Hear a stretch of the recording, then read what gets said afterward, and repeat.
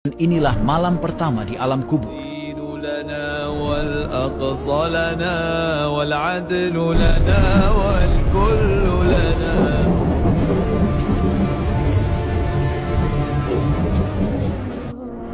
Terima kasih yang sudah subscribe. Semoga kita semua diselamatkan dari siksa dan fitnah kubur.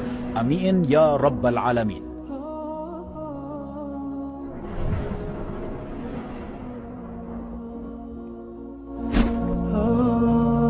Hani radhiyallahu anhu, bekas budak Utsman bin Affan radhiyallahu anhu berkata, kebiasaan Utsman radhiyallahu anhu, jika berhenti di sebuah kuburan, beliau menangis sampai membasahi janggutnya.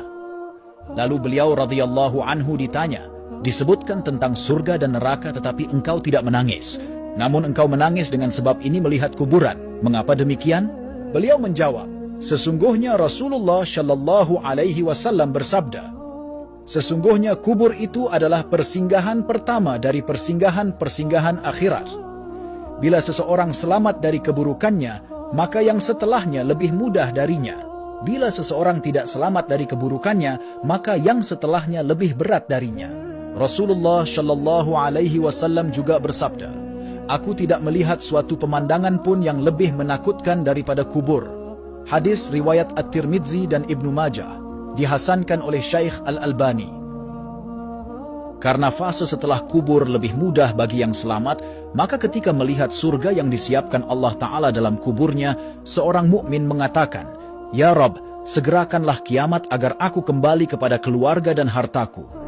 Sebaliknya, orang-orang kafir ketika melihat azab pedih yang disiapkan Allah Ta'ala baginya, ia mengatakan, ya Rabb, jangan engkau datangkan kiamat, karena yang akan datang setelahnya lebih pedih siksanya dan lebih menakutkan.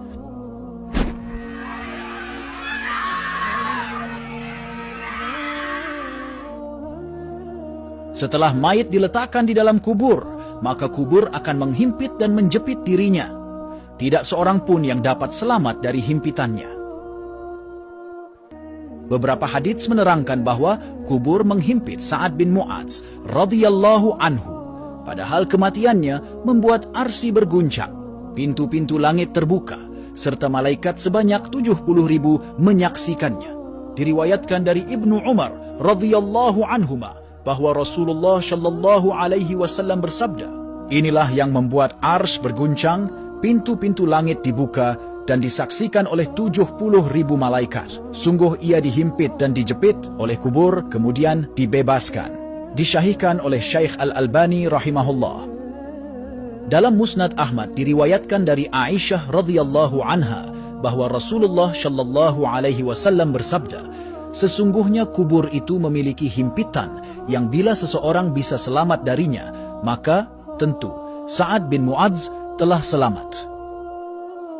Hadis riwayat Ahmad disyahihkan oleh Syekh Al-Albani di dalam Syahihul Jami'.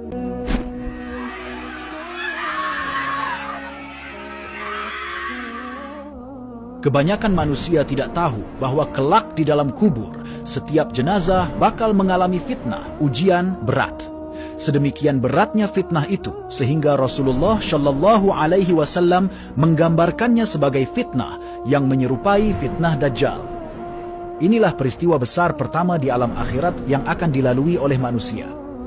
Rasulullah Shallallahu Alaihi Wasallam bersabda, sungguh telah diwahyukan kepadaku bahwa kalian akan diuji di kubur kalian setara atau hampir sama dengan fitnah Dajjal. Hadis riwayat Bukhari dan An-Nasai. Dalam sebuah hadits yang panjang dari sahabat Al-Bara bin Azib radhiyallahu anhu, Rasulullah Shallallahu Alaihi Wasallam menyampaikan perjalanan pertama ruh di alam barzakh. Sesungguhnya hamba yang beriman bila bersiap menghadapi alam akhirat dan meninggalkan dunia, malaikat-malaikat akan turun kepadanya seakan-akan wajah mereka seperti matahari. Mereka membawa kain kafan dan wewangian dari surga. Kemudian datanglah malaikat maut dan duduk di sisi kepalanya lantas berkata, wahai jiwa yang baik, keluarlah menuju ampunan dan ridha Allah. Keluarlah ruhnya mengalir dari jasadnya, seperti mengalirnya air dari wadah. Kemudian rombongan malaikat yang membawa kafan dan wewangian dari surga langsung mengambil ruh tersebut dan tidak membiarkannya tetap di tangan malaikat maut walau sekejap mata. Kemudian mereka memakaikan ruh tersebut kafan dan wewangian dari surga. terciumlah bau kasturi yang paling wangi yang pernah ada di atas muka bumi dari ruh tersebut. Para malaikat lalu naik membawa ruh tersebut. Tibalah rombongan malaikat tersebut ke langit. Mereka meminta izin supaya pintu langit dibukakan untuk mereka. Kemudian dibukalah pintu langit, maka seluruh malaikat yang ada di langit itu ikut mengantarkannya menuju langit berikutnya. Hingga tibalah para malaikat ke langit yang di atasnya ada Allah. Allah Azza wa Jalla lalu berfirman, "Tulislah nama hambaku ini di Iliyin, kemudian kembalikanlah ia ke bumi. Karena darinya lah aku menciptakan mereka, kepadanya aku mengembalikan mereka, dan darinya pula aku membangkitkan mereka di kesempatan yang lain." Lalu ruh tersebut pun dikembalikan ke jasadnya. Kemudian dua malaikat mendatanginya dan mendudukannya. Lalu keduanya bertanya, "Siapakah Rabbmu?" Dia, si mayit, menjawab, "Rabbku adalah Allah." Kedua malaikat itu bertanya, "Apa agamamu?" Dia menjawab, "Agamaku adalah Al-Islam." Kedua malaikat itu bertanya, "Siapakah laki-laki yang telah diutus kepada kamu ini?" Dia menjawab, "Beliau utusan Allah." Kedua malaikat itu bertanya, "Apakah ilmumu?" Dia menjawab, "Aku membaca kitab Allah, aku mengimaninya dan membenarkannya." Lalu seorang penyeru dari langit berseru, "Hambaku telah berkata benar, berilah dia hamparan dari surga, dan berilah dia pakaian dari surga. Bukakanlah sebuah pintu untuknya ke surga, maka datanglah kepadanya bau dan wangi surga. Dan diluaskan baginya di dalam kuburnya sejauh mata memandang.